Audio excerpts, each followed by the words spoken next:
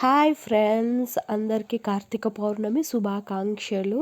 ఈరోజైతే నేను మా బాబు శివుడి గుళ్ళోకి అయితే వెళ్ళి పూజ చేసుకుని వచ్చాము.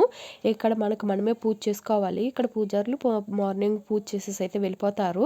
మనకలా కాదండి, మనకైతే దగ్గర కూడా వెళ్ళనివ్వరు. ఇక్కడ అలా కాదు, శివుడి గుళ్ళో మనమే పూజ చేసుకోవాలి. ఎన్ని అభిషేకాలు ఉన్నా మనమే చేసుకోవాలి.